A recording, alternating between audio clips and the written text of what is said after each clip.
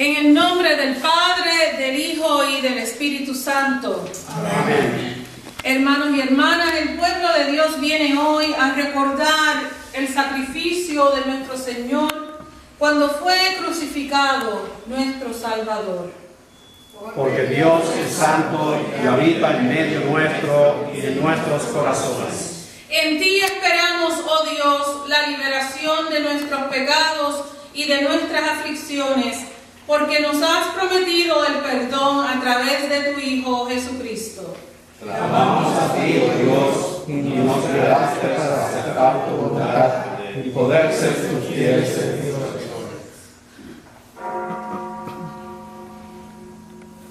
Porque de tal manera amó Dios al mundo, que ha dejado a su Hijo unigénito, para que todo aquel que en él cree no se pierda, mas tenga vida eterna. Alabamos a nuestro Dios que dio su vida por todos nosotros y así poder recibir sus promesas y bendiciones. Oremos. Dios Todopoderoso, te suplicamos que contemples con misericordia a tu familia, por la cual nuestro Señor Jesucristo consintió ser traicionado y entregado en manos de pecadores y sufrir muerte en la cruz. Concede nueva vida en ti, ahora y en el mundo venidero, donde tú vives y reinas con el Padre y el Espíritu Santo, ahora y siempre. Amén. Dios nos ha llamado a acercarnos a Él, buscando nuestro perdón, pues el pecado nos separa de Él. El Señor esté en tu corazón para que humildemente te puedas arrepentir de tus pecados. Si decimos que no tenemos pecados, nos engañamos a nosotros mismos y la verdad no está en nosotros. Si confesamos nuestros pecados, Él es fiel y justo para perdonar nuestros pecados y limpiarnos de toda maldad. Si decimos que no hemos pecado, le hacemos a Él mentiroso y su palabra no está en nosotros. Confesemos a Dios nuestros pecados.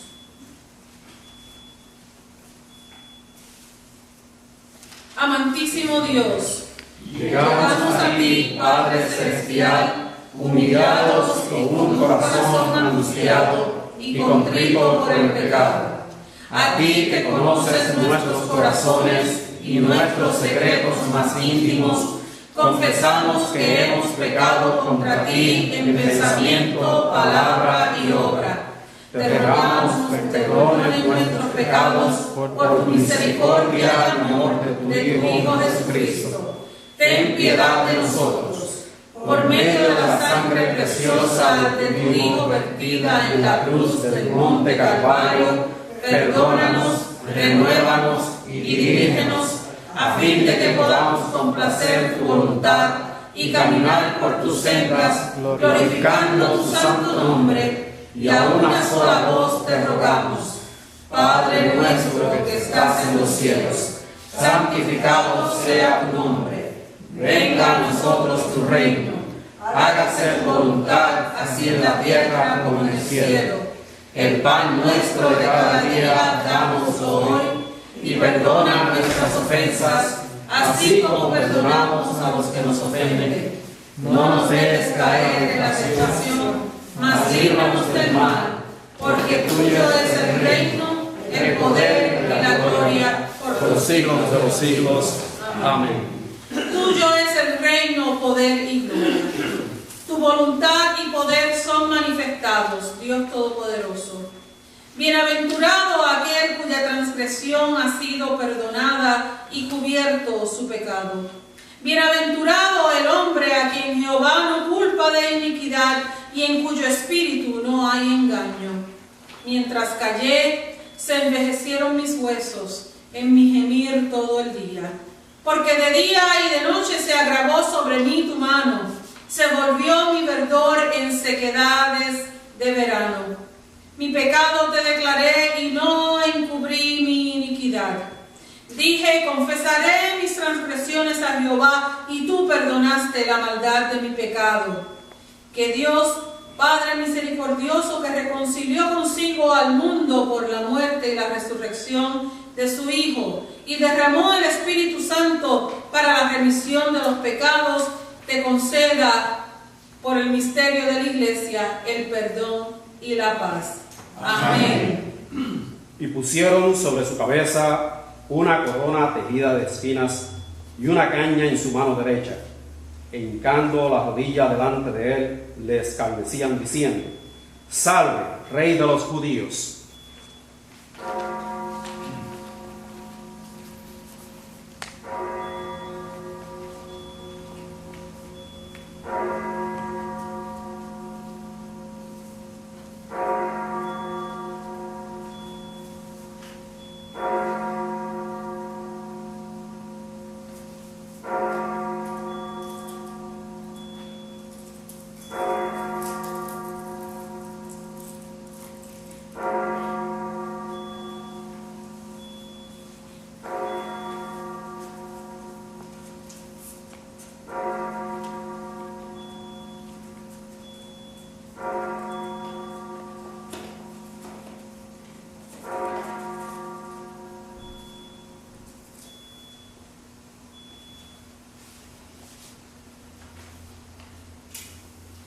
Continuamos con el himno En el Monte Calvario.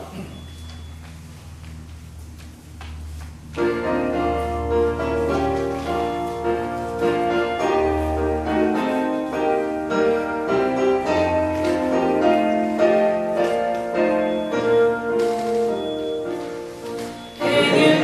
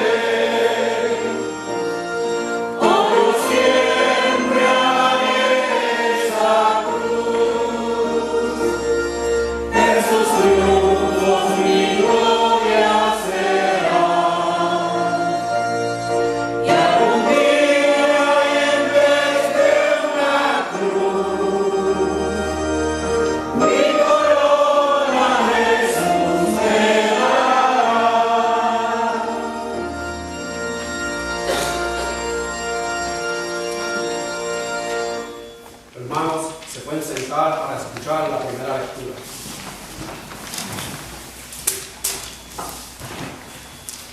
La primera lectura está escrita en el libro de Isaías, capítulo 52, comenzando en el versículo 13. He aquí que mi siervo será prosperado, será engrandecido y exaltado, y será puesto muy en alto. Como se asombraron de ti muchos, de tal manera fue desfigurado de los hombres su parecer, y su hermosura más que la de los hijos de los hombres. Así asombrará él a muchas naciones. Los reyes cerrarán ante él la boca, porque verán lo que nunca les fue contado, y entenderán lo que jamás habían oído. ¿Quién ha creído a nuestro anuncio? ¿Y sobre quién se ha manifestado el brazo de Jehová? Subirá cual renuevo delante de él, y como raíz de tierra seca. No hay parecer en él ni hermosura le veremos, mas sin atractivo para que le deseemos. Despreciado y desechado entre los hombres, varón de dolores, experimentado en quebranto, y como escondimos de él el rostro, fue menospreciado y no lo estimamos.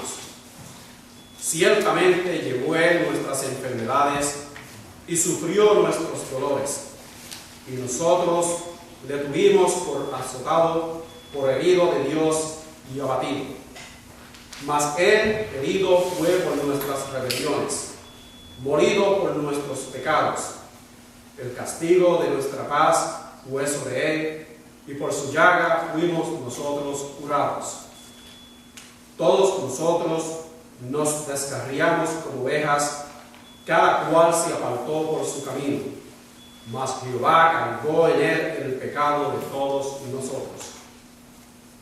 Angustiado él y afligido, no abrió su boca. Como cordero fue llevado al matadero, y como oveja delante de sus trasquiladores, enmudeció y no abrió su boca. Por cárcel y por juicio fue quitado, y su generación, ¿quién lo contará? Porque fue cortado de la tierra de los vivientes, y por la rebelión del pueblo fue herido. Y se dispuso con los impíos su sepultura, mas con los ricos fue en su muerte, aunque nunca hizo maldad ni hubo engaño en su boca. Con todo eso, Jehová quiso quebrantarlo, sujetándolo al padecimiento.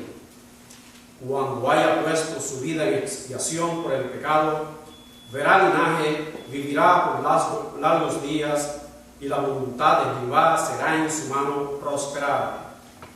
Verá el fruto de la aflicción de su alma, y quedará satisfecho. Por su conocimiento justificará a mi siervo justo a muchos, y llevará las iniquidades de ellos. Por tanto, yo le daré parte con los grandes, y con los fuertes repartirá despojos, por cuanto derramó su vida hasta la muerte, y fue contado con los pecadores, habiendo él llevado el pecado de muchos, y orado por los transgresores. Palabra de Dios. Te alabamos, Señor.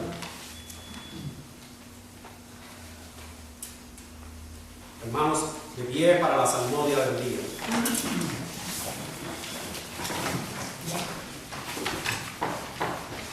La salmodia es el Salmo 22 y el escrito dice: Dios mío, Dios mío, ¿por qué me has desamparado? Dios mío, ¿por qué me has abandonado? ¿Por qué no vienes a salvarme? ¿Por qué no atiendes a mis lamentos? Dios mío, día y noche te llamo y no respondes.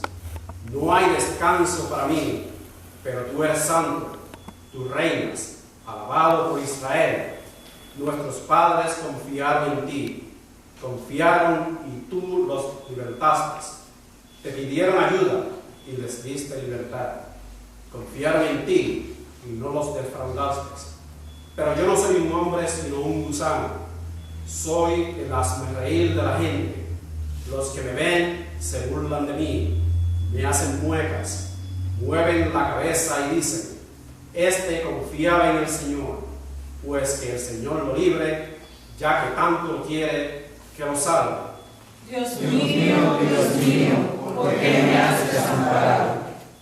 Y así es, tú me hiciste nacer del vientre de mi madre, en su pecho me hiciste descansar.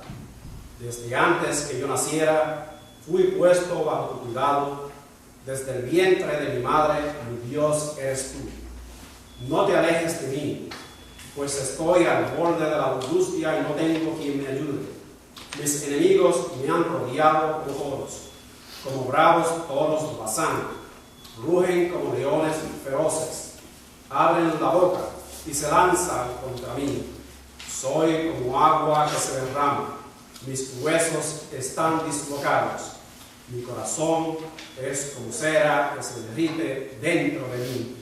Dios mío, ¿por qué me has desamparado? Tengo la boca seca como una teja, tengo la lengua pegada al paladar. Me has hundido hasta el polvo de la muerte. Como perros, una banda de malvados me ha rodeado por completo. Me han desgarrado las manos y los pies. Puedo contarme los huesos. Mis enemigos no me quitan la vista de encima.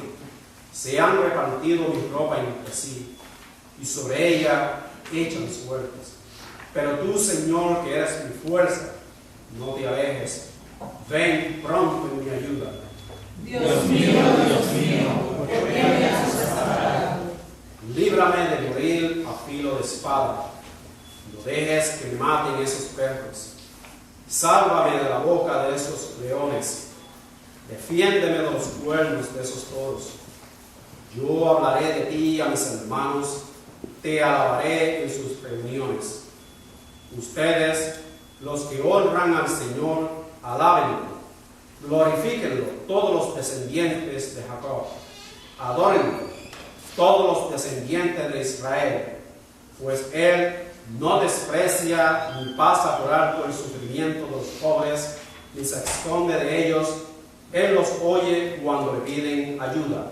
Dios mío, ¿por qué me has desamparado?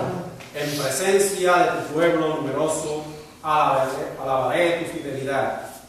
Delante de los que te honran, te cumpliré mis promesas. Coman ustedes los oprimidos, hasta que estén satisfechos.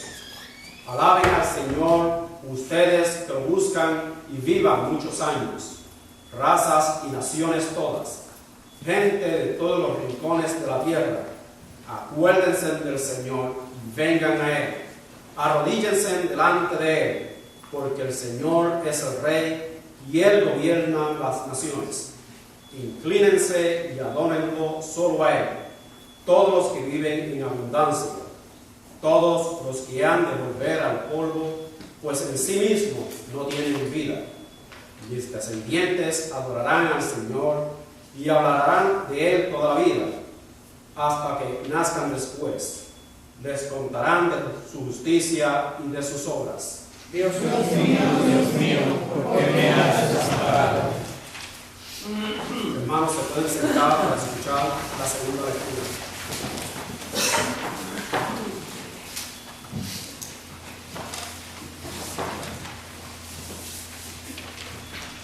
La segunda lectura está escrita en el libro de Hebreos, capítulo 10, versículos del 16 al 25. Este es el pacto que haré con ellos. Después de aquellos días, dice el Señor, pondré mis leyes en sus corazones y en sus mentes las escribiré.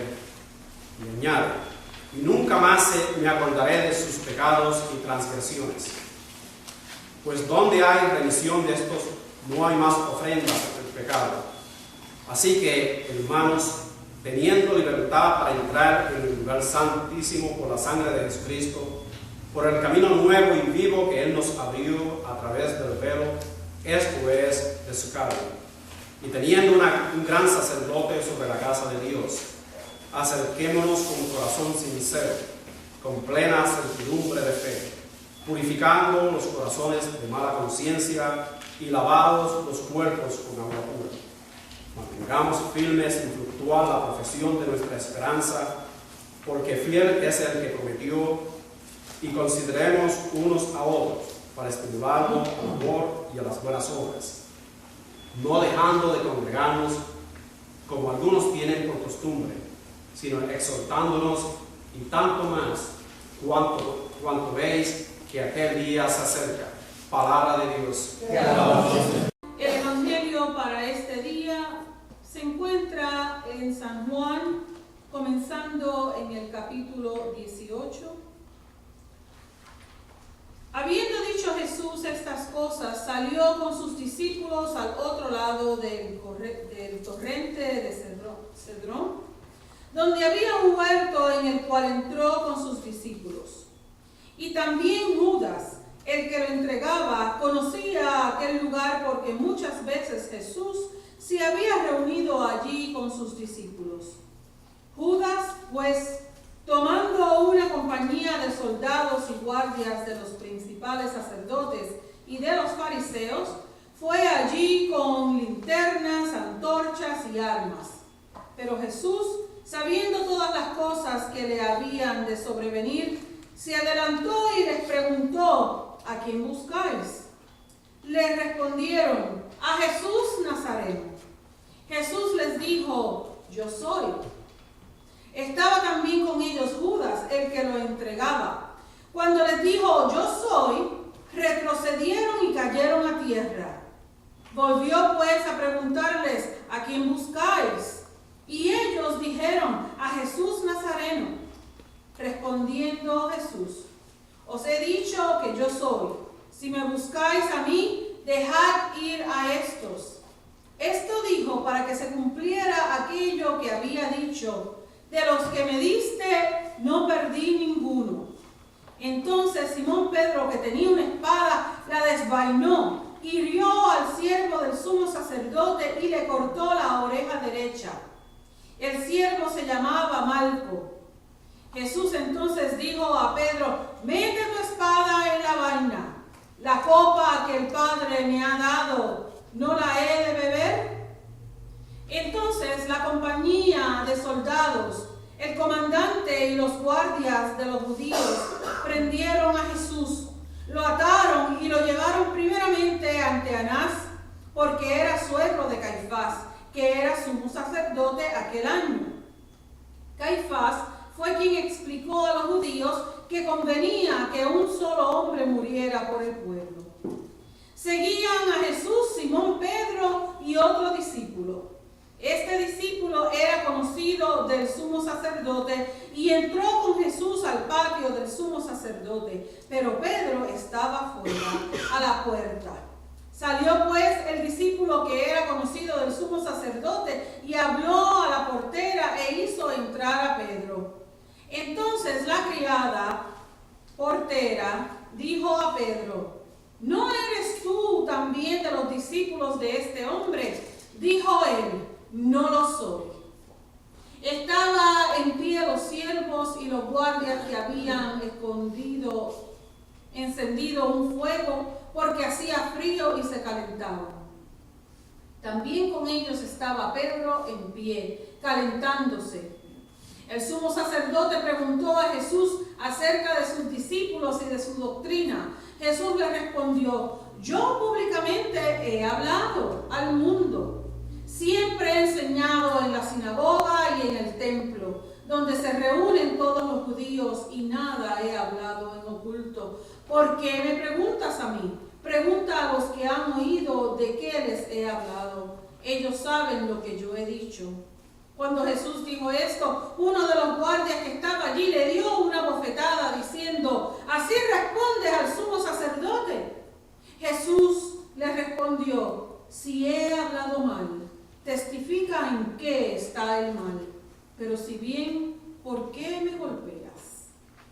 Anás entonces lo envió atado a Caifás, el sumo sacerdote. Estaba pues Pedro en pie, calentándose, y le preguntaron: ¿no eres tú de sus discípulos? Él negó y dijo: no lo soy. Uno de los siervos del sumo sacerdote, pariente de aquel a quien Pedro había cortado la oreja, le dijo: ¿no te vi yo en el huerto con él? Negó Pedro otra vez y enseguida: cantó el gallo. Llevaron a Jesús a casa de Caifás al pretorio. Era de mañana y ellos no entraron en el pretorio para no contaminarse y así poder comer la Pascua. Entonces salió Pilato a donde estaban ellos y les dijo: ¿qué acusación traéis contra este hombre? Respondieron y le dijeron: si este no fue malhechor, no te lo hubiéramos entregado. Entonces les dijo Pilato: tomadlo vosotros y juzgadlo según vuestra ley. Los judíos le dijeron: a nosotros no nos está permitido dar muerte a nadie. Dijeron esto para que se cumpliera la palabra que Jesús había dicho, dando a entender de qué muerte iba a morir. Entonces Pilato volvió a entrar en el pretorio, llamó a Jesús y le dijo: ¿eres tú el rey de los judíos? Jesús le respondió: ¿dices tú esto por ti mismo o te lo han dicho otros de mí? Pilato le respondió: ¿soy acaso yo judío? Tu nación y los principales sacerdotes te han entregado a mí. ¿Qué has hecho?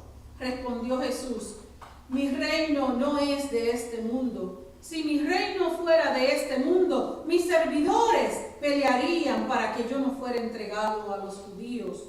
Pero mi reino no es de aquí. Le dijo entonces Pilato: luego, ¿eres tu rey? Respondió Jesús: tú dices que yo soy rey. Yo para esto he nacido y para esto he venido al mundo, para dar testimonio de la verdad. Todo aquel que es de la verdad oye mi voz. Le dijo Pilato: ¿qué es la verdad? Y dicho esto, salió otra vez a donde estaban los judíos y le dijo: yo no hallo en él ningún delito, pero vosotros tenéis la costumbre de que os suelte a un preso en la Pascua. ¿Queréis pues que os suelte al rey de los judíos? Entonces todos dieron voces de nuevo diciendo: a ese no, a Barrabás. Y Barrabás era ladrón. Así que tomó entonces Pilato a Jesús y lo azotó. Los soldados entretejieron una corona de espinas y la pusieron sobre su cabeza y lo vistieron con un manto púrpura y le decían: ¡salve, rey de los judíos! Y le daban bofetadas.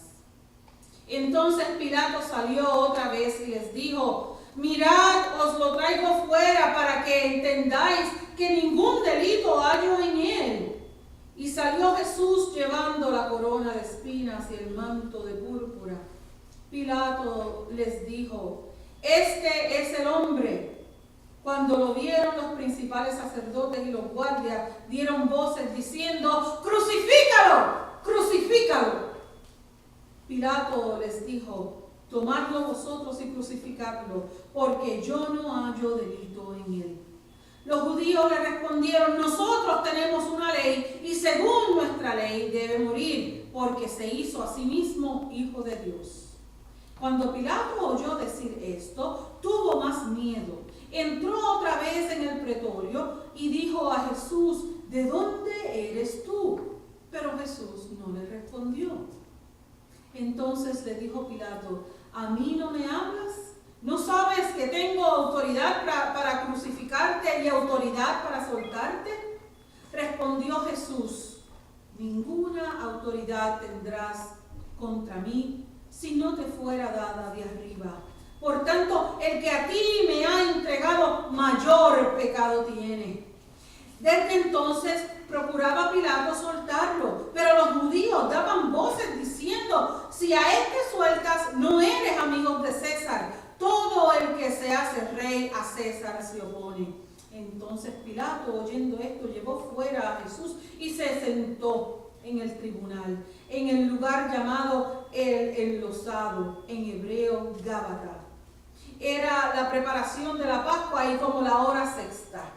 Entonces dijo a los judíos: aquí tenéis a vuestro rey. Pero ellos gritaron: ¡fuera! ¡Fuera! ¡Crucifícalo! Pilato les dijo: ¿a vuestro rey he de crucificar?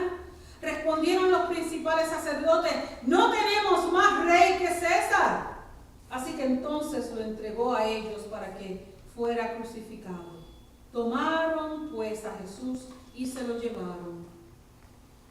Él, cargando su cruz, salió al lugar llamado de la calavera, en hebreo Gólgota. Allí lo crucificaron con otros dos, uno a cada lado y Jesús en medio. Escribieron también Pilato un título que puso sobre la cabeza, el cual decía: Jesús Nazareno, Rey de los Judíos. Muchos de los judíos leyeron este título porque el lugar donde Jesús fue crucificado estaba cerca de la ciudad y el título estaba escrito en hebreo, en griego y en latín. Dijeron a Pilato los principales sacerdotes de los judíos: no escriba Rey de los Judíos, sino este dijo: soy Rey de los Judíos. Respondió Pilato: lo que he escrito, he escrito. Cuando los soldados crucificaron a Jesús, tomaron sus vestidos e hicieron 4 partes, una para cada soldado. Tomaron también su túnica, la cual era sin costura, de un solo tejido de arriba a abajo. Entonces dijeron entre sí: no la partamos, sino echemos suerte sobre ella, a ver de quién será. Esto sucedió para que se cumpliera la escritura que dice: repartieron entre sí mis vestidos y sobre mi ropa echaron suertes. Y así lo hicieron los soldados. Estaban junto a la cruz de Jesús, su madre y la hermana de su madre María, mujer de Cleofas, y María Magdalena. Cuando vio Jesús a su madre y al discípulo a quien él amaba, que estaba presente, dijo a su madre: mujer, he ahí tu hijo. Después dijo al discípulo: he ahí tu madre. Y desde aquella hora el discípulo la recibió en su casa. Después de esto, sabiendo Jesús que ya todo estaba consumado, dijo, para que las escrituras se cumplieran: tengo sed. Había allí una vasija llena de vinagre. Entonces ellos empaparon en vinagre una esponja y poniéndola en un hisopo, se la acercaron a la boca. Cuando Jesús tomó el vinagre, dijo: consumado es. E inclinando la cabeza, entregó el espíritu. Entonces los judíos, por cuanto era la preparación de la Pascua, a fin de que los cuerpos no quedaran en la cruz el sábado, pues aquel sábado era de gran solemnidad, rogaron a Pilato que les quebrantara las piernas y fueran quitados de allí. Fueron pues los soldados y quebraron las piernas al primero y asimismo al otro que había sido crucificado con él. Pero cuando llegaron a Jesús, como lo vieron ya muerto, no le quebraron las piernas. Pero uno de los soldados le abrió el costado con una lanza y al instante salió sangre y agua. Y el que lo vio da testimonio, y su testimonio es verdadero, y él sabe que dice verdad, para que vosotros también creáis, pues estas cosas sucedieron para que se cumpliera la escritura: no será quebrado hueso suyo. Y también otra escritura dice: mirarán al que traspasaron. Después de esto, José de Arimatea, que era discípulo de Jesús, pero secretamente por medio de los judíos, rogó a Pilato que le permitieran llevarse el cuerpo de Jesús. Y Pilato se lo concedió. Entonces fue y se llevó el cuerpo de Jesús. Vino también Nicodemo, el que antes había visitado a Jesús de noche, y trayendo un compuesto de mirra y de áloes, como de 100 libras. Tomaron pues el cuerpo de Jesús y lo envolvieron en lienzos con especies aromáticas, según la costumbre judía de sepultar. En el lugar donde se fue crucificado había un huerto, y en el huerto un sepulcro nuevo, en el cual aún no se había puesto nadie. Allí pues, por causa de la preparación de la Pascua de los judíos, y por aquel sepulcro estaba cerca, pusieron a Jesús. Hasta aquí el Evangelio para este día.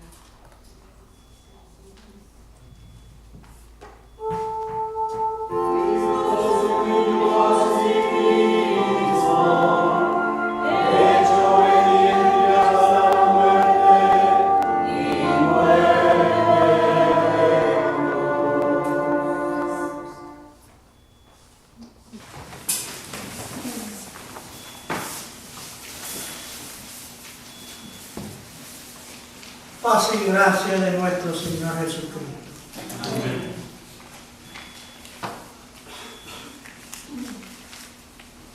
Mientras veía las noticias ayer,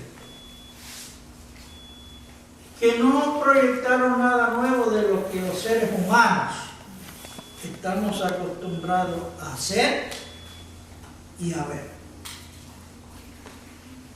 Pero sí una historia que nunca se había visto.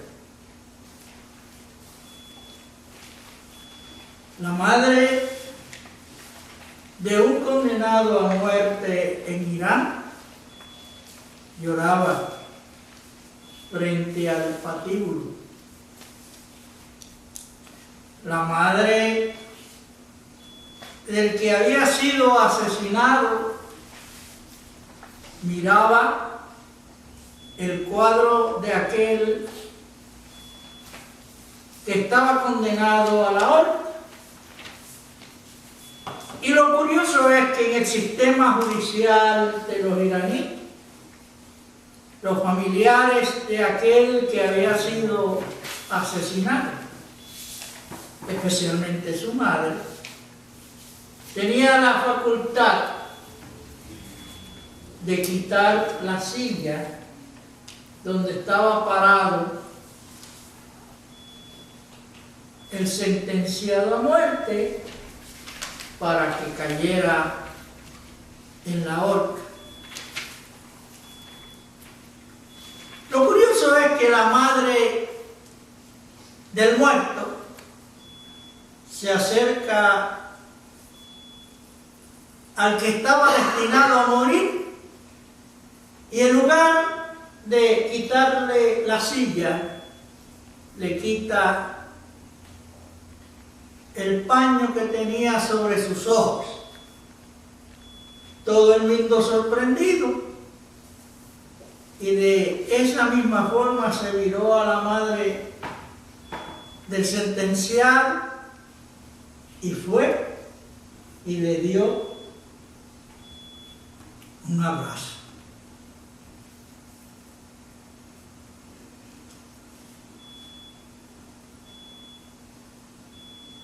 Yo quisiera que ustedes esta tarde hicieran una reflexión sobre lo que es y debe ser no solamente el perdón de Dios, que ha tenido compasión de nosotros, no solamente el amor de Dios, que nos ha rescatado a cambio de nada realmente.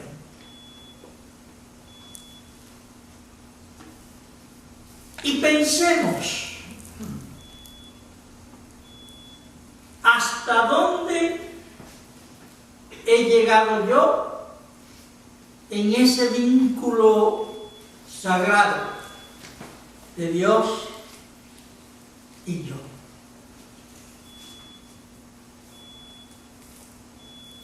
Nosotros los seres humanos tenemos unas cosas bien curiosas. A veces decimos lo que no somos, a veces decimos lo que creemos ser, a veces decimos mitad de verdades y mitad de no verdades. Pero así somos.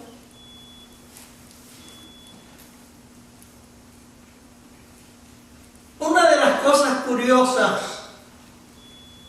del Evangelio según San Lucas es su interés, el interés del autor de proyectar y de presentar a la figura del Maestro, nuestro Señor, como el Salvador del mundo. usted lee el Evangelio de Lucas, encuentra historias como la de Zaqueo, como la del ladrón, como la del buen samaritano, como el hijo pródigo, como el fariseo, en donde todas tienen un centro común: el amor y el perdón. La realidad es que ambas andan juntas: el amor y el perdón. Porque usted no puede perdonar si no tiene amor, y no puede amar si no perdona. Pero hasta en eso somos también tacaños nosotros. Incluso nos inventamos frases que suenan bonitas, que suenan poéticas, y decimos: yo perdono, pero no olvido. Pues fíjese, la realidad es que yo tengo que confesarles que si usted perdona pero no olvida, no está perdonando nada. Visualicemos el cuadro. Hay un montón de gente allí gritando. Es más, cuando yo leo esa historia, se me parece a los fanáticos cuando están en el juego de pelota, que están gritando con el hot dog en una mano y la cerveza en otra. Así estaban, locos, gritando, celebrando la muerte. Celebrando la muerte, no la vida. Pero el pensamiento de Jesús era distinto. Él no celebraba la muerte, mas celebraba la vida. Él no celebraba la condenación ni el odio, mas celebraba el amor y la salvación. Padre, perdónanos. Que los perdone, ¿por qué? Porque no saben lo que hacen. Fíjense ustedes la grandeza del amor de Dios, que incluso justifica la actitud de aquellos, diciendo: no saben lo que hacen. ¿Cuántas veces nosotros justificamos nuestras actuaciones? Porque otros no saben lo que hacen, y tal vez tampoco nosotros sabemos lo que hacemos. Pero realmente, pregúntese usted: ¿sabemos o no sabemos lo que hacemos? Nosotros celebramos el Día de las Madres. Y el Día de las Madres es un día que todo el mundo compra los regalos para mamá. ¿Sí? Le compramos una lavadora, le compramos una olla de presión para que nos haga la carne guisada. O sea, para darle más trabajo a mamá.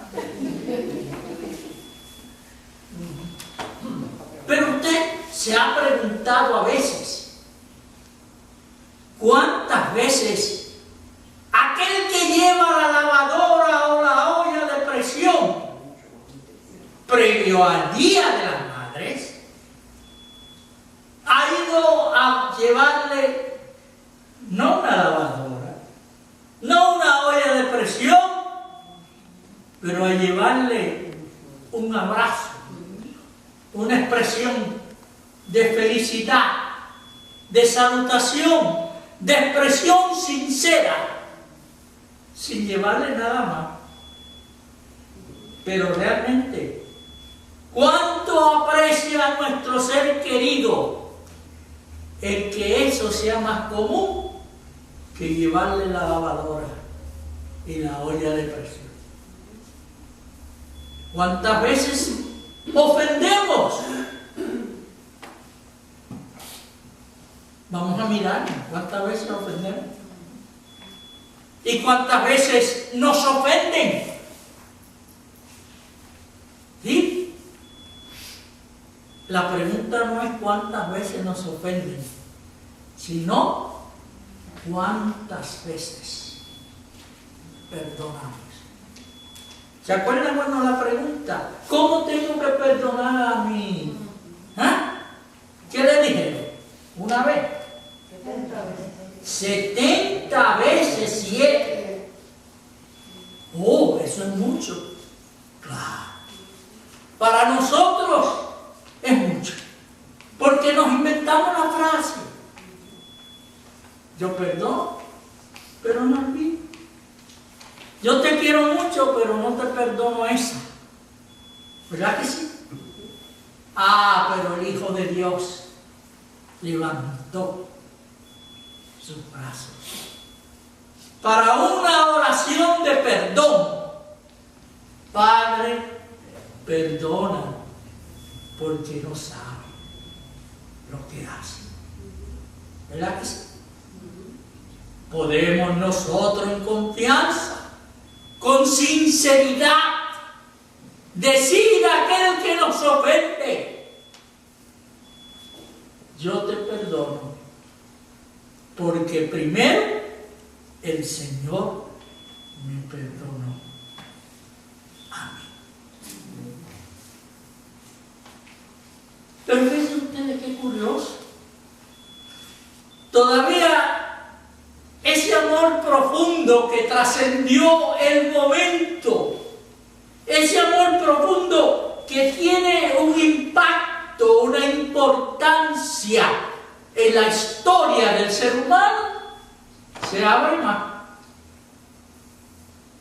Oiga, acuérdate, lo que ustedes saben aquí en español, yo no soy muy bueno en eso, en la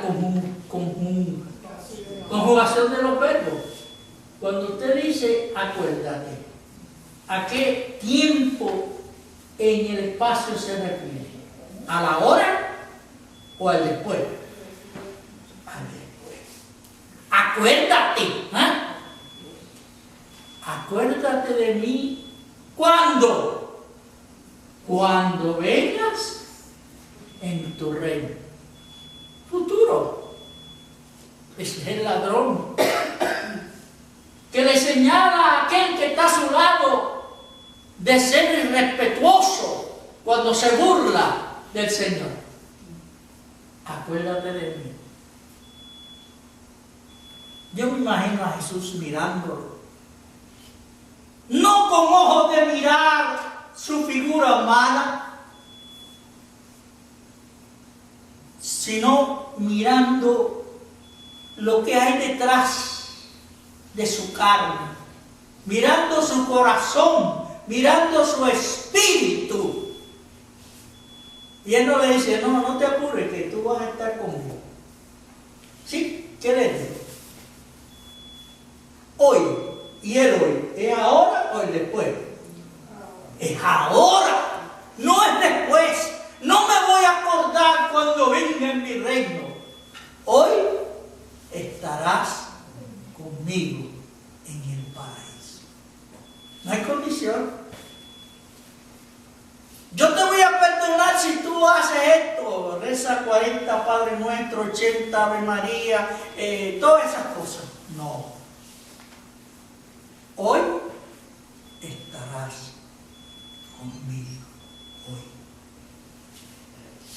¿Ustedes se imaginan el rostro de aquel ladrón cuando escucha aquellas palabras de aquel que ahora él dice verdaderamente era hijo de Dios?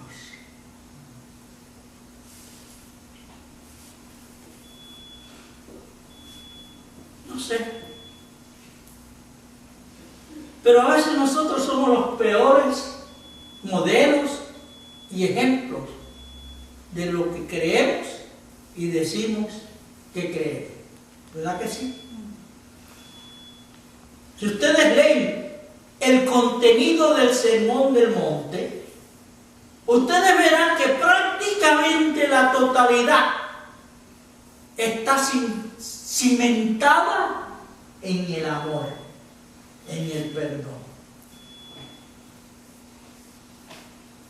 Si tu hermano te pide que camines con él una milla, ¿qué tienes que hacer? Caminar 2. Si tu hermano te ofendiere, ¿qué tienes que hacer?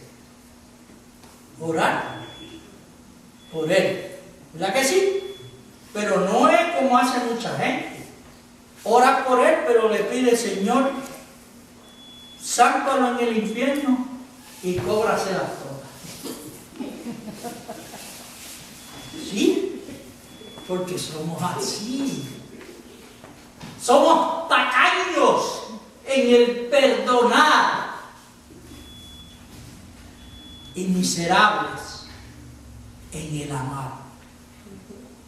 Ofendemos, maltratamos y lo hacemos con una gracia, como si no tuviera importancia. ¿Verdad que sí? Por eso es que el Evangelio y el mensaje de nuestro Señor no es ni una filosofía, ni un pensamiento, ni una tesis. Es una vivencia. Yo tengo que ser lo que yo creo. Y si no soy lo que yo creo, pues soy hipócrita. Estoy viviendo 2 vidas, proyectando una imagen de lo que no soy. Y hasta donde yo entiendo, y ahí sé un poquito de español, pues estoy siendo hipócrita.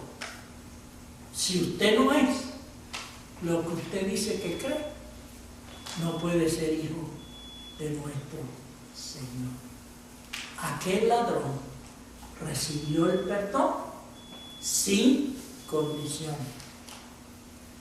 Solo un llamado sencillo de Jesús, que tenemos que aprender a perdonar sin condiciones. Porque Él nos amó en la totalidad, en la inmensidad de lo que implica ese concepto del amor y el perdón. Que el Señor nos ayude a perdonar y amar. Que así sea.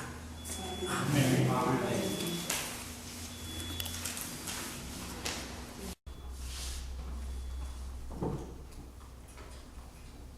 Hermanos y hermanas, continuamos con el himno Cabeza Ensangrentada.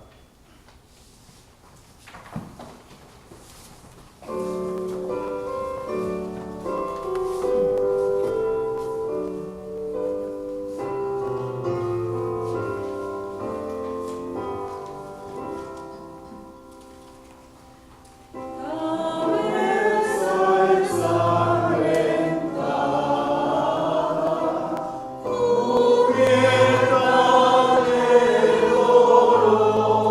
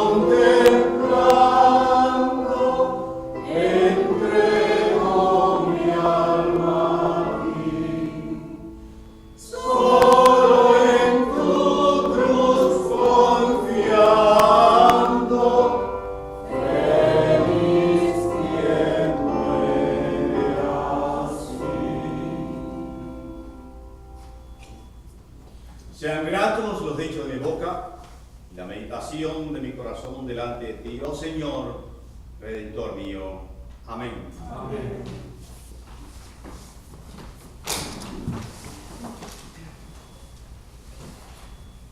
Jesús fue paciente con aquellos que estaban desamparados, fue compasivo con aquellos que eran pobres y marginados por la sociedad, pero un poco impaciente con aquellos que practicaban más la hipocresía que la fe genuina.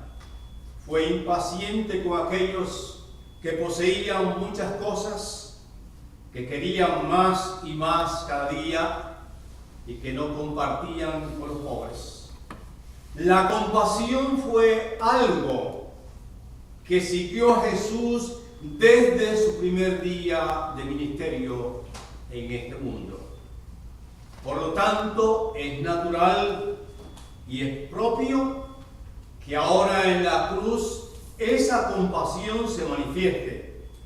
La cruz no es impedimento alguno como para hacer que Jesús se olvide de los suyos, de aquellos que están en situaciones difíciles, en situaciones precarias. La nación le había rechazado, nunca le aceptó como el Mesías esperado. Las multitudes que semana antes clamaban Hosana, bendito el que viene en el nombre del Señor, ahora gritan crucifícale, crucifícale. Hablando de hipocresía, aquí tenemos un gran ejemplo. Los discípulos, a quienes llamó amigos, dice, no les voy a llamar más discípulos, sino amigos, se huyeron lejos de allí, a un lugar seguro. Judas le vendió por 30 monedas de plata. Pedro, aquel que allá en Cesarea de Filipo había jurado y había confesado, tú eres el Cristo, el Hijo del Dios viviente, ahora lo niega, se va también. Aunque la muerte está cercana, bien cercana, a pesar de todo eso, el Señor tiene espacio, tiene tiempo para practicar su amor. Ya lo practicó con aquel hombre que estaba en la cruz. Nada podía oscurecer su alma como para olvidarse de los que estaban frente a él. Después de todo, no es cualquier hombre el que está en la cruz. Es Jesús de Nazaret, el Cristo, el Mesías, el ungido de Dios, el hombre perfecto. Solamente este ungido de Dios podía, aún dentro de la angustia y el dolor y de la humillación, acordarse de los demás. Aquel que Isaías había dicho y había descrito alrededor de los 700 años atrás, cuando dijo, despreciado, desechado entre los hombres, varón de dolores, experimentado en quebranto, y como que escondimos de él su rostro, fue menospreciado, y no le estimamos. Pero a pesar de todo, el Señor tira la mirada y ve allí a una mujer que conoce muy bien y a un hombre que conoce también perfectamente bien. Sin salutación alguna, sin preámbulo alguno, sin ninguna clase de protocolo, sin haber hablado con ellos anteriormente, el Señor dice, mujer, he ahí tu hijo, hijo, he ahí tu madre. No es cuestión de sí o no, es cuestión de un mandato. Tú eres de él y él es tuyo. Primeramente vamos a ver algo sobre María, la madre de Jesús.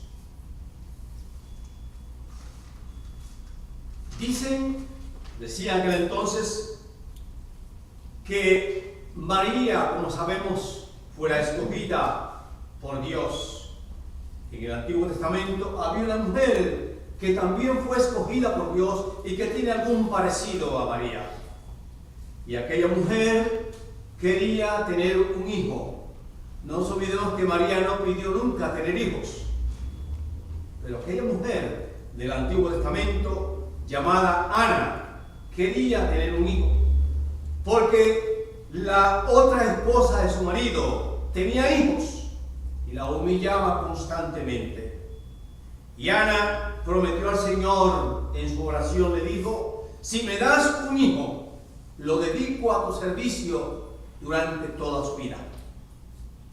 Y vino Samuel, el hijo, y cuando fue destetado, como dice la palabra, lo llevó al templo y allí se quedó toda su vida. Lo que le aconteció a María fue algo distinto. Aunque Ana también tuvo un himno de alabanza y de gloria, María fue sorprendida por el ángel mientras visitaba a Elizabeth. Ana levantó un canto de alabanza a Dios. María también levantó un canto de alabanza, lo que hemos llamado en nuestra liturgia el Magnificat, donde ella dice: mi alma engrandece al Señor mi Dios, y mi espíritu se engrandece en Dios mi Salvador. Aquellas palabras angelicales que recibió María, o que recitó María durante aquel momento, las palabras de anunciación, fueron palabras profundas, palabras de convicción, palabras de entregamiento. Tal vez María pensó en las palabras de Gabriel, cuando Gabriel le dice que tu hijo será grande, pero ahora lo ve en una cruz. Seguramente María dice: ¿grande de qué? ¿Grande en qué? ¿Por qué si es grande? No salta de ahí.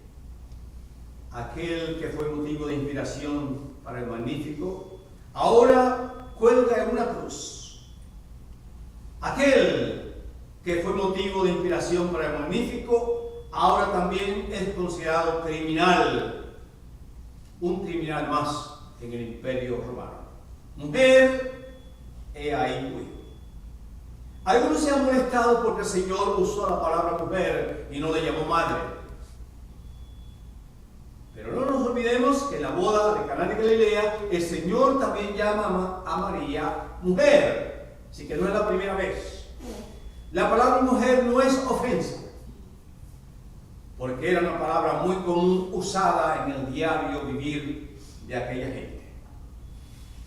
Otros dicen que Jesús usó la palabra mujer para proteger a María, para no identificarla como su madre en el momento, de manera que no fuese a sufrir burla y aún así hasta venganza. Lo cierto es que Jesús quiere que María esté segura. ¿Y quién mejor que Juan?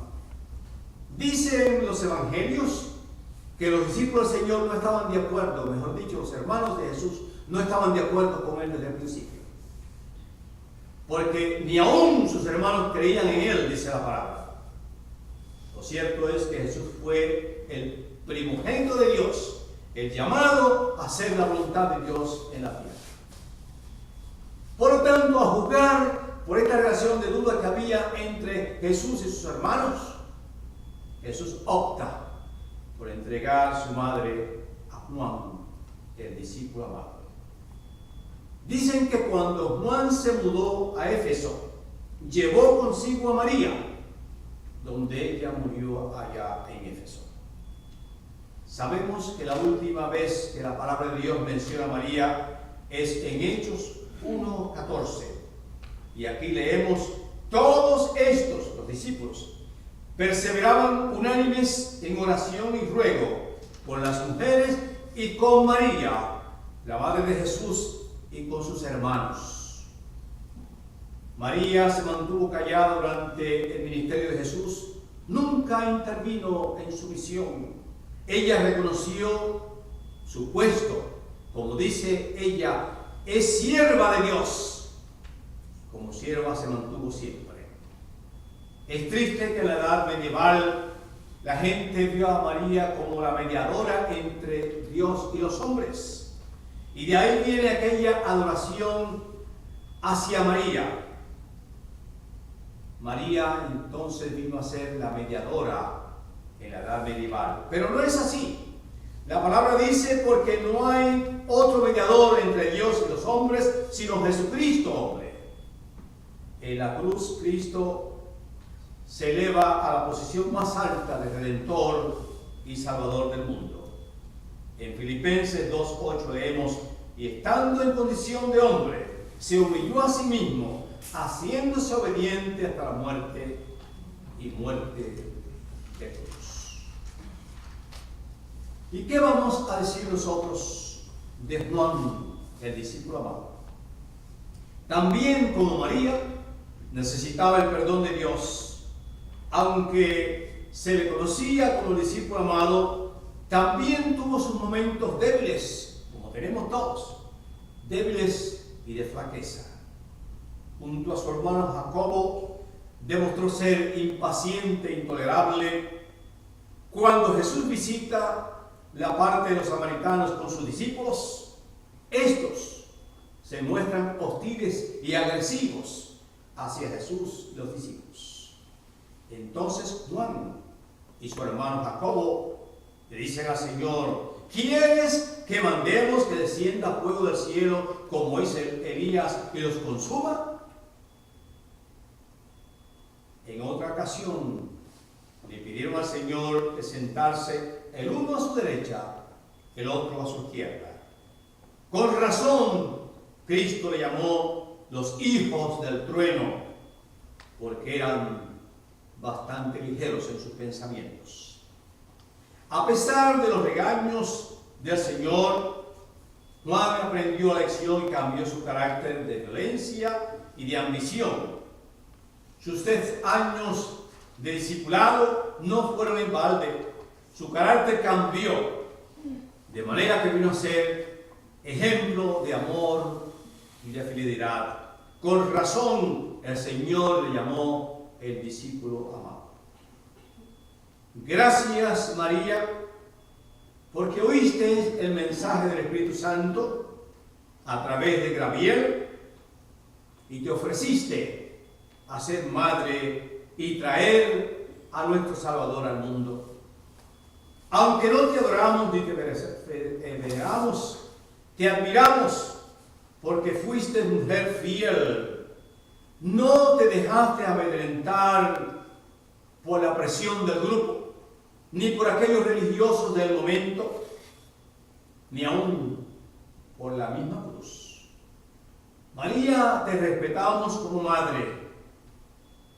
Caminaste con tu hijo en toda su trayectoria. Lo llevaste al templo, le enseñaste las cosas básicas de la ley, lo acompañaste en la cruz, lo acompañaste en el momento más difícil de su vida. Si nos encontráramos con Juan, le diríamos que fue un discípulo fiel. Inicialmente fue un discípulo descuidado en su conducta, pero recuperó a tiempo y llegó hasta la cruz. Allí el maestro le dio la encomienda de cuidar de su madre. Te admiramos porque aprendiste de Cristo lo que es el verdadero amor, el amor que se da a sí mismo, que se sacrifica, que no mira en consecuencias adversas, sino que mira con los ojos de la fe. Compartiste tus experiencias con nosotros en tus escritos, en los evangelios, en las epístolas, en el Apocalipsis.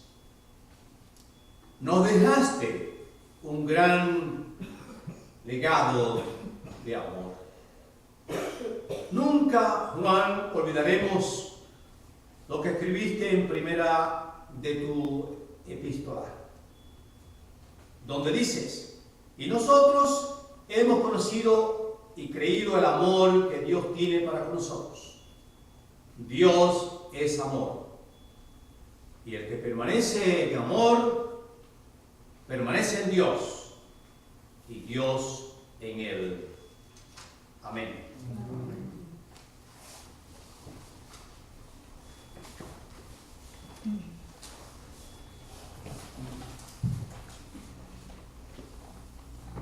Continuamos con el himno Rostro Divino.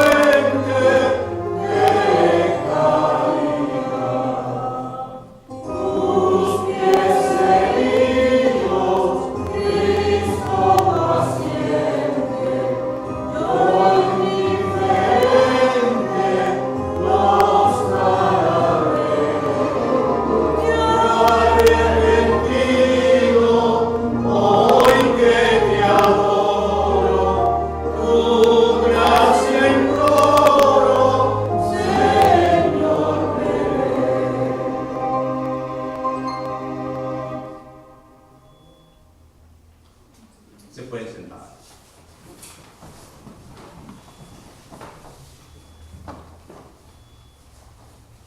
Aquella madre de la cruz ha sido imitada por muchas madres hoy día.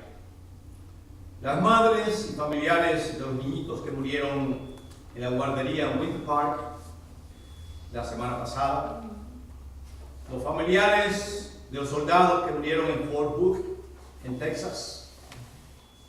Muchas personas de ambos lados, tanto como el lado de las víctimas como el lado de los agresores, se preguntan también ¿por qué, Dios mío?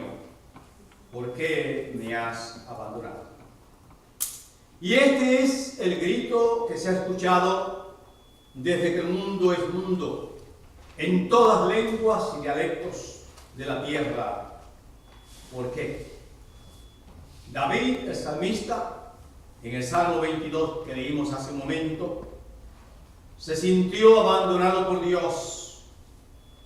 Aunque el salmista no nos dice la razón por la cual se siente abandonado, sin embargo, está triste en su abandono. De ese salmo tan famoso, leemos en el versículo 46 esas palabras. Y alguien ha dicho que ese versículo 46 del Salmo 22 ha sido el más desgarrador en toda la escritura del Nuevo Testamento. Es algo sorprendente y maravilloso que este salmo ocupe un lugar de tanta significación en el día de la crucifixión de nuestro Señor. Tal parece que el salmista vislumbró lo que iba a suceder a Cristo, Este salmo sirvió de presagio a la crucifixión de Cristo. Qué gran parecido lo que sucedió a David y lo que sucedió a Cristo en la cruz. Qué gran paralelismo entre el salmo y la crucifixión. Oigan lo que dice el salmo. Todos los que me ven me escarnecen, estiran la boca, menean la cabeza diciendo: se encomendó a Jehová, libre de él, sálvele, puesto que en él se complacía. Dice también: porque perros me han rodeado, me ha cercado cuadrilla de malignos, horadaron mis manos y mis pies, repartieron entre sí mis vestidos, y sobre mi ropa echaron suertes. Versión de Valera. Claro es que el Señor pronunció solamente el primer versículo, pero el contenido total del Salmo manifiesta, ilustra lo sucedido en la crucifixión. Y muchos han los que han tratado de explicar esas palabras de tanta importancia. Dios mío, ¿por qué me has abandonado? Pero no hemos logrado una explicación categórica. El Cristo se encuentra abandonado por Dios. Aparentemente, el Dios que está mirando hacia la cruz no es el Dios del salmista cuando él escribió: misericordioso y clemente es Jehová, lento para la ira y grande misericordia. Tal vez aquel Dios se parece más al Dios en Deuteronomio capítulo 4, 24, donde dice: porque tú, Dios, eres fuego consumador, Dios celoso.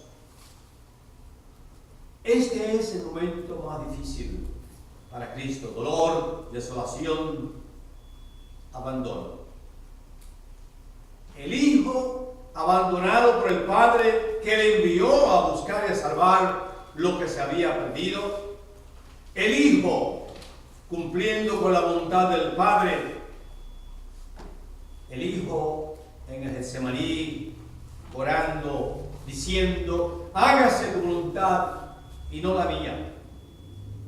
Esto no está claro para nosotros. Nunca lo ha estado. Con razón, cuando Lutero hacía una exégesis de este versículo, dice asombrado: Dios abandonando a Dios, ¿quién lo puede entender? La soledad de Cristo fue terrible, pues quedó sin congregación. El buen pastor, el pastor de las ovejas, ahora está sin ovejas. Las ovejas huyeron, solamente queda un discípulo y 4 mujeres según Juan, aunque en otro evangelio dice que son solamente 3. Todos han huido por miedo. Como dice el salmista: cuadrilla de malignos horadaron mis manos y mis pies. Elí, Elí, lama sabactani. Los judíos pensaban que Jesús llamaba al profeta Elías, aquel que en el Antiguo Testamento tuvo el encuentro con los de Baal, aquel que mientras los de Baal gritaban pidiendo fuego, Elías oró al Señor y vino fuego y consumió todo el sacrificio del altar. Para muchos judíos, Elías sería el precursor del Mesías. Vendría a preparar todo para el Mesías. Se dice que los romanos también tenían sus ideas y que cuando el Señor dice Elí, Elí, ellos oyeron Elioi, Eliel en latín. La noche se acercaba y Cristo, según los romanos, tenía miedo de las tinieblas. Él era el Dios del sol. Pensaron ellos que Jesús quería más luz en aquel momento. Pero nada de esto son simplemente cuentos de camino. Esto es mera espectaculación. Cristo no necesitaba ni de días ni de miel para hacer un milagro. Él tenía el poder de hacer milagros. Por eso cuando Pedro hiere la oreja de aquel siervo, le dice a Pedro: ¿acaso piensa que no puedo orar al Padre y que Él me daría 12 legiones de ángeles? 12 legiones de ángeles es como decían en mi barrio, un fracatén de ángeles. Cada legión consistía de 5.000 a 6.000 soldados. Si multiplican eso tomando el mínimo, hubiesen sido 60.000 ángeles, suficiente para cubrir toda la ciudad de Jerusalén. No pretendemos explicar lo que significa esta cuarta palabra, pero sí vamos a hacer algunos comentarios. Cuando Cristo pregunta ¿por qué me has abandonado?, tuvo lugar la transacción más grande que el mundo ha conocido en la historia. Cristo cargó sobre sí mismo los pecados de toda la humanidad. Tal parece que Dios no pudo presenciar ese momento en que se hizo pecado por la humanidad. El apóstol Pedro lo expresa así: quien llevó Cristo Él mismo nuestros pecados en su cuerpo sobre el madero, para que nosotros, estando muertos a los pecados, vivamos a la justicia, y por cuya herida fuimos sanados.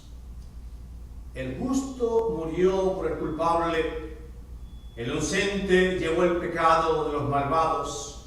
Los muchos recibieron perdón por el amor de Cristo.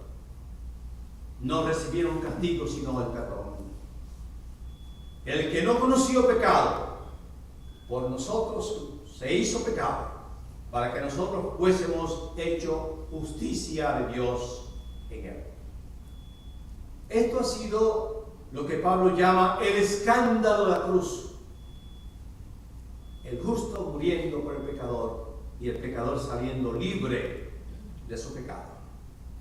Porque el ser humano espera que el bueno sea debidamente recompensado y el malo así castigado. Pero Dios piensa distintamente. Él invirtió el orden de nuestra lógica y nuestra ética. Cristo se hace pecado en la cruz para salvar a los pecadores de la condenación eterna. Nosotros, ustedes y yo, tenemos que llevar la cruz de Cristo, aunque sea de una manera diferente. El mismo Señor lo dijo: si alguno quiere seguir en pos de mí, niéguese a sí mismo, tome su cruz y sígame. La cruz conlleva muchas veces dolor y sufrimiento. No le pidamos a Dios una vida sin cruz, porque una vida sin cruz es una vida sin luz. La cruz redefine el dolor, redefine la muerte. En medio del dolor seguimos siendo hijos e hijas de Dios. Cristo no vino al mundo a eliminar el dolor ni el sufrimiento. Vino a enseñarnos a vivir aún dentro del dolor.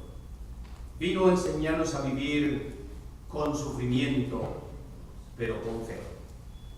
La pregunta, Dios mío, ¿por qué me has desamparado?, retumba continuamente en nuestros corazones. El sufrimiento siempre estará en nuestro medio. No lo podemos explicar ni evitar. Algunas veces viene por desobediencia otras por castigo, otras como medio de enseñanza, otras como disciplina. Lo único que Dios exige de nosotros es que nos mantengamos firmes en la fe. La fe que puede mantenerse firme junto al calor de la palabra de Cristo. La fe que cree junto a nosotros, con los hermanos de la iglesia. La fe que aún en momentos de flaqueza puede decir lo que dijo el padre de aquel muchacho endemoniado: creo, ayuda a mi incredulidad. Job hizo una gran confesión de fe a Dios. He aquí, aunque él me matare, en él esperaré. La cruz nos declara victoriosos en Cristo. Victoriosos es el ser que no permite que las circunstancias adversas le arranquen la fe en Cristo. Victorioso es el ser que puede decir con el Padre: todo lo puedo en Cristo. ¿Qué falta ahí? Amén. Victoriosos son los que pueden decir: Señor mío y Dios mío. Victorioso es aquel que, a pesar de todas las derrotas de esta vida, se encuentra arropado por la misericordia de Dios. Victorioso es aquel que en medio del dolor puede dar gracias a Dios. Victorioso es el que está convencido que el sacrificio de Cristo no ha sido en vano. En medio del abandono, en medio del dolor, en medio del sufrimiento, oímos la voz de Job que nos dice: yo sé que mi Redentor vive. Amén. Amén.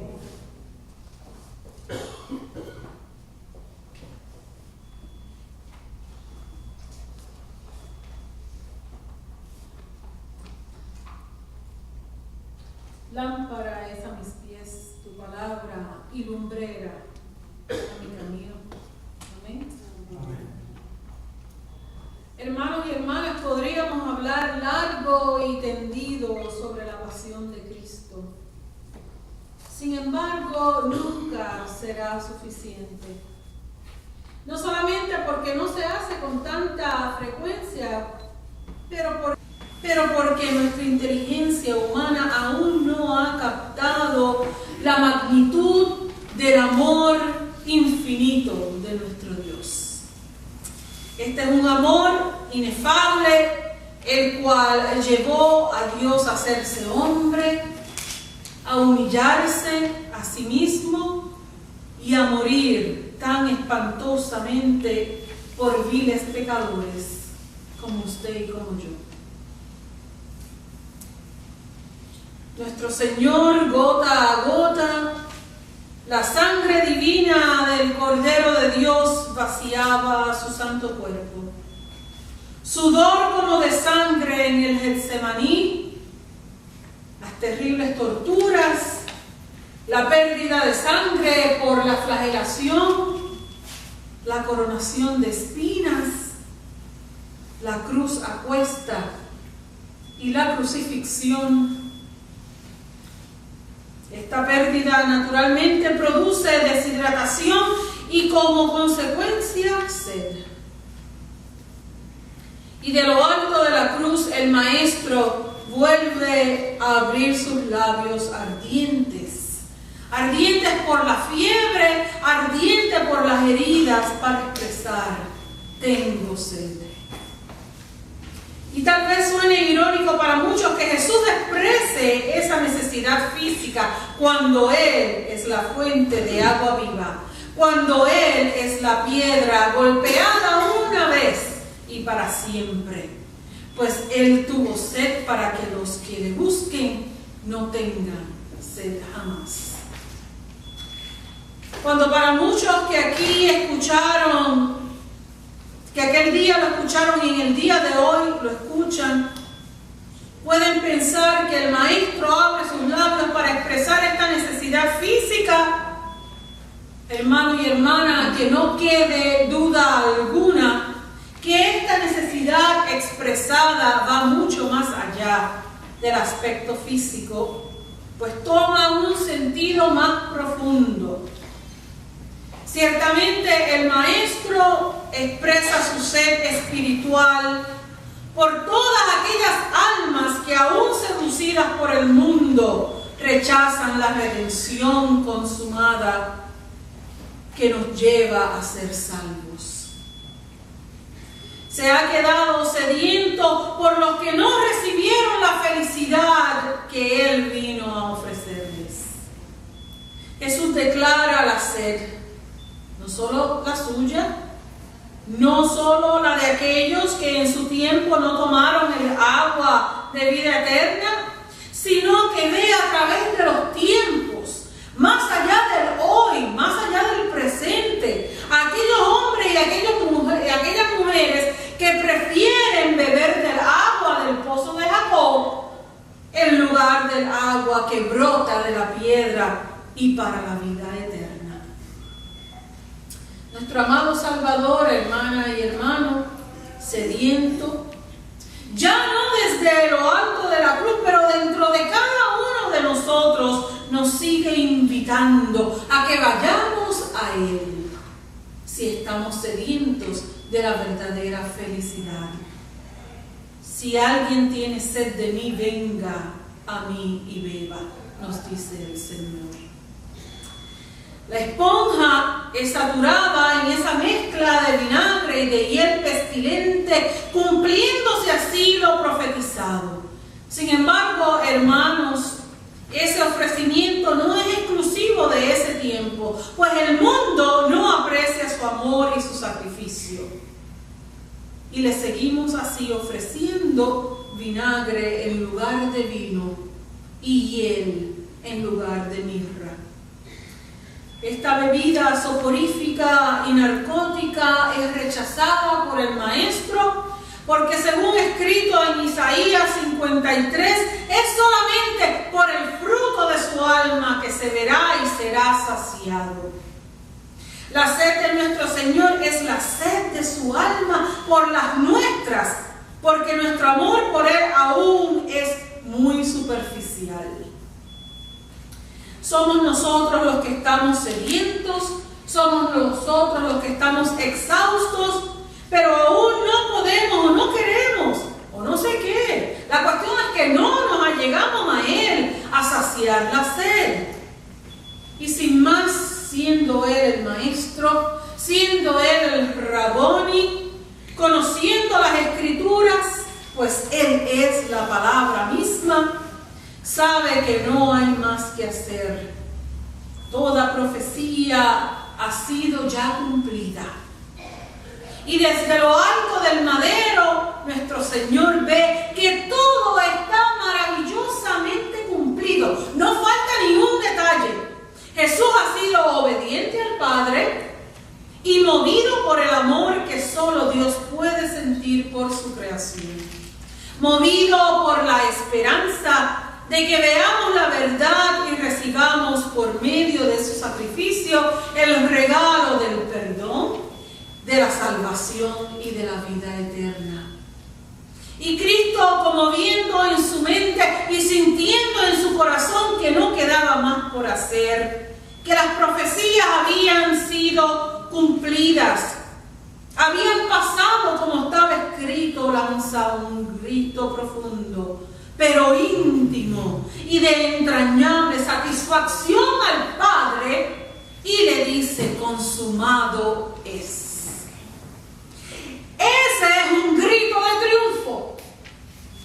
Cristo, lleno de heridas gloriosas, de escarnio público, de abuso incesante, ha triunfado sobre todo eso y más.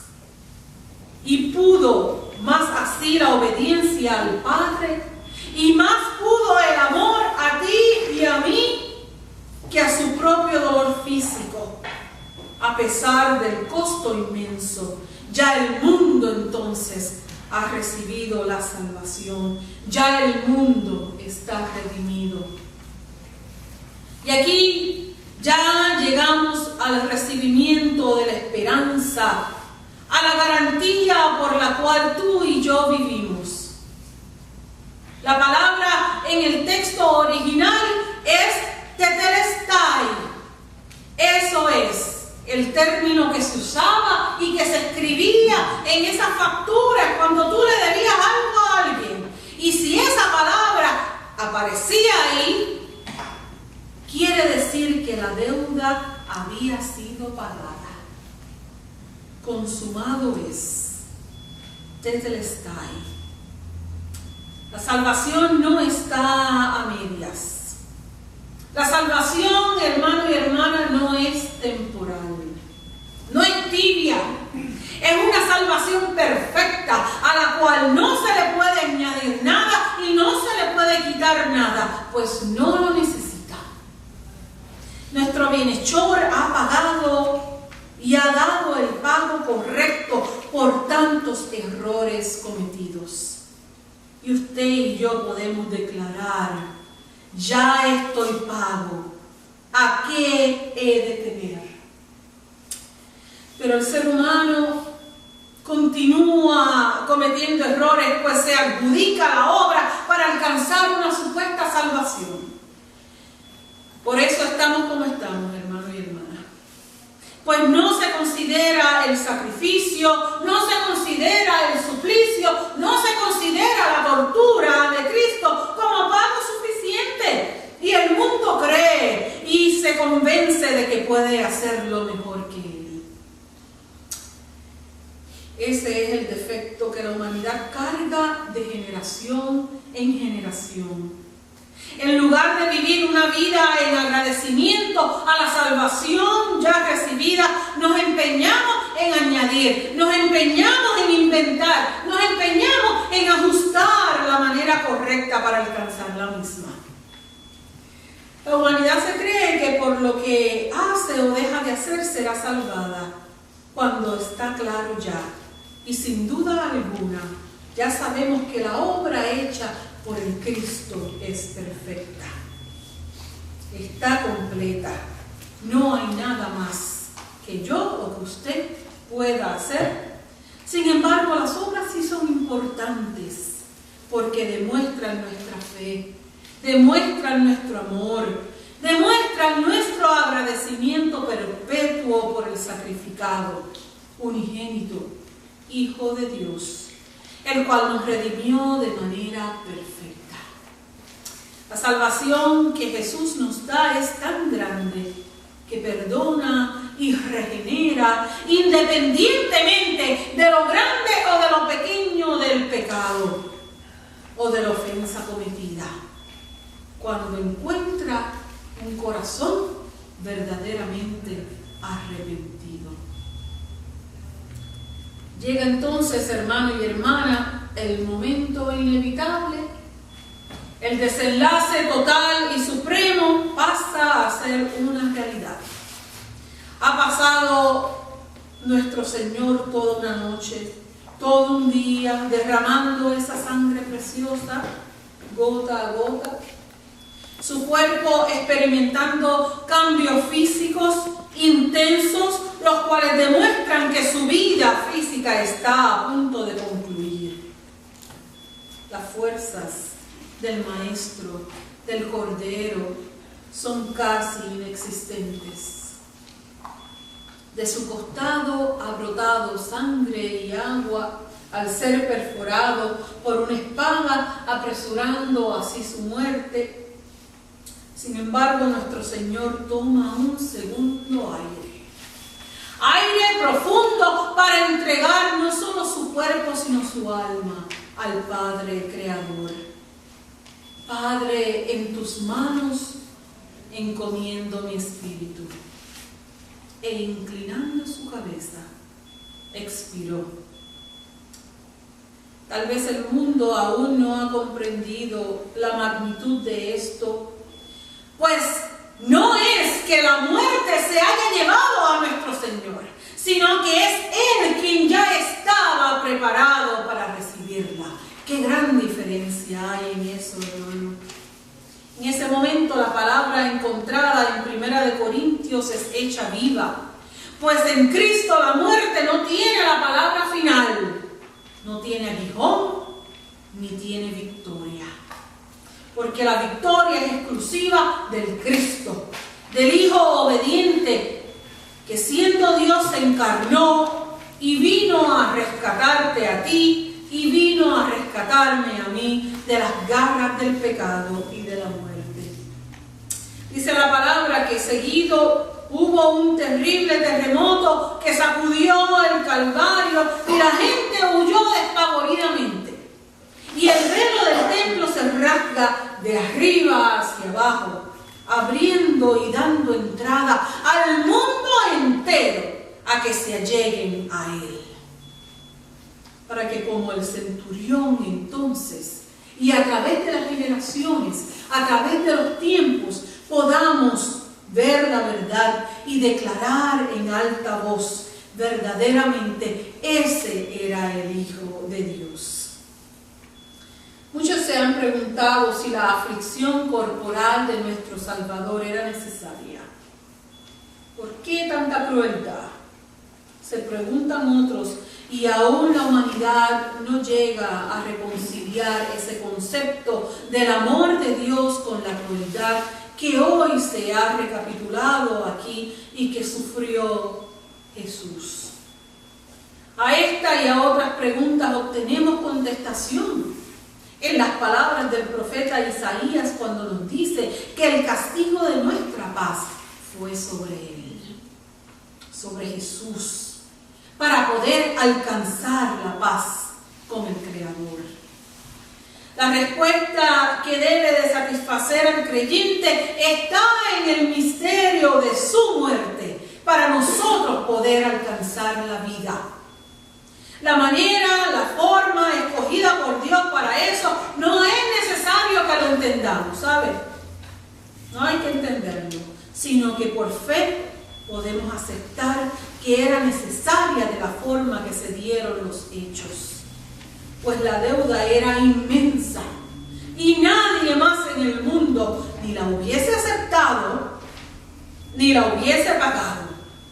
Y aunque sigue siendo inmensa, la piedra, aunque golpeada una vez, su extensión de su sacrificio se extiende generación tras generación para cubrirnos a nosotros aquí y para cubrir a aquel que está por venir. Lo que sí debemos de entender es que la pasión de nuestro Señor nos da un mensaje bien claro. Independientemente de la forma que tome en nuestras vidas, el ser humano tendrá aflicciones, las cuales Jesús conoce a cabalidad. Él no fue eximido de ellas. Así es que ¿por qué nosotros vamos a ser eximidas de ellas? Ellas son necesarias, porque al pasarlas nos podemos depurar y alcanzar esa plenitud en Él. Hermanos, ya pasada esa hora y todos ya dispersos por el terror que sentían, se palpa esa soledad. Ya las insolencias de la multitud, las burlas, los gritos ya han terminado y ahora se experimenta ese silencio. Un silencio inevitable producido por la muerte. Esto es experimentado por creyentes y por incrédulos, pues la muerte se mira con prevención y terror. Pero la muerte redentora del Cristo es la garantía de que cuando nosotros pasemos por ese valle de sombra de muerte como Jesús, no temeremos, pues resonará en nosotros sus palabras reconfortantes. En el mundo tendréis aflicción, pero confiad, yo he vencido al mundo. Y entonces, hermanos, sin temor, podremos decirle al Padre: en tus manos encomiendo mi espíritu. Pues estaremos inundados, estaremos completamente saturados de la paz de Cristo. Y así en el día postrero, ya reunidos con Él, y Él sentado en su trono de gloria, nuestro Señor verá que su sacrificio no fue en vano. Y nosotros seremos parte de esa multitud incontable que por amor y agradecimiento daremos loores por toda la eternidad. Así nos ayude Dios. Amén. Y que la paz que sobrepasa todo entendimiento abra nuestras mentes y corazones a Cristo Jesús, Señor nuestro. Amén.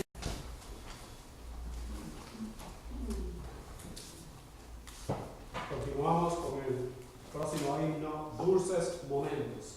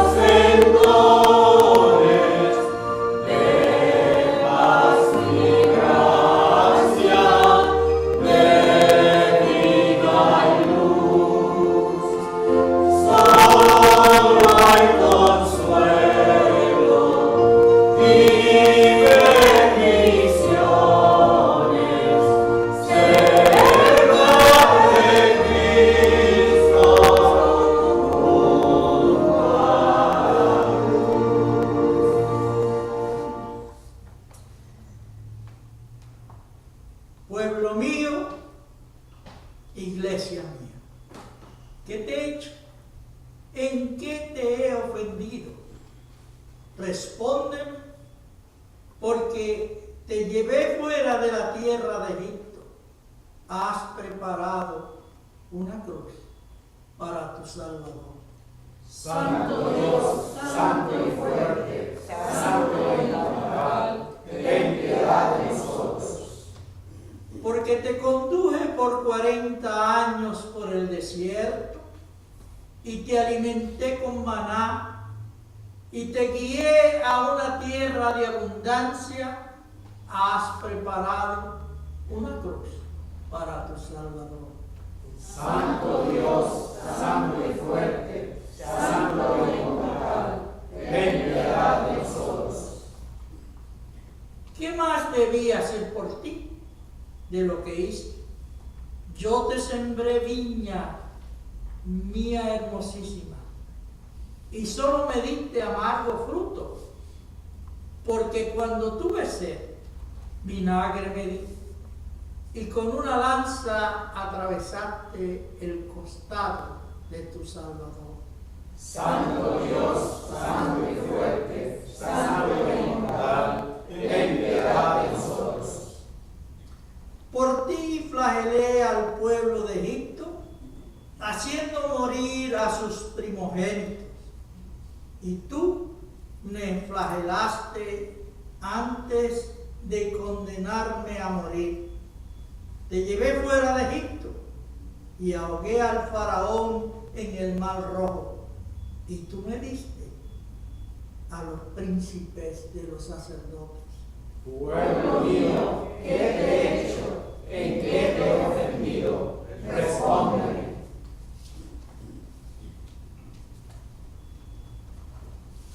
Aparté las aguas ante ti, y tú con una lanza abriste mi costado. Te guié con una nube de humo, y tú me entregaste al juicio de Pilato. Pueblo mío, ¿qué te he hecho? ¿En qué te he ofendido? Respóndeme. Te alimenté con maná en el desierto, y tú me ofreaste y flagelaste. Te di a beber agua que manó de roca, y tú me diste a beber hiel y vinagre. Pueblo mío, ¿qué te he hecho? ¿En qué te he ofendido? Respóndeme. Por ti golpeé a los reyes de Canaán, y tú golpeaste mi cabeza con una caña. Te di un cetro real, y tú me diste a mi cabeza una corona de espinas. Pueblo mío, ¿qué te he hecho? ¿En qué te he ofendido? Respóndeme. Te injerté al árbol de Israel, mi pueblo escogido, pero tú les atacaste con persecución y asesinato masivo. Te hice heredero junto con ellos de mis pactos, pero tú hiciste de ellos chivos expiatorios de tu propia culpa. Pueblo mío, ¿qué te he hecho? ¿En qué te he ofendido? Respóndeme. Te di mi paz, aquella que el mundo no puede dar, y como un sirviente te lavé los pies. Pero tú desenvainaste la espada en mi nombre y buscaste posiciones altas en mi reino. Pueblo mío, ¿qué te he hecho? ¿En qué te he ofendido? Respóndeme. A ti me allegué como el más pequeño de tus hermanos. Tuve hambre y no me diste de comer. Sed, pero no me diste de beber. Fui extranjero, pero no me hiciste sentir bienvenido. Estuve desnudo, pero no me vestiste. Enfermo y en prisión, y no me visitaste. Pueblo mío, ¿qué te he hecho? ¿En qué te he ofendido? Respóndeme. Yo te enlacé con grandes virtudes, y tú me colgaste del patíbulo de la cruz. Pueblo mío, ¿qué te he hecho? ¿En qué te he ofendido? Respóndeme.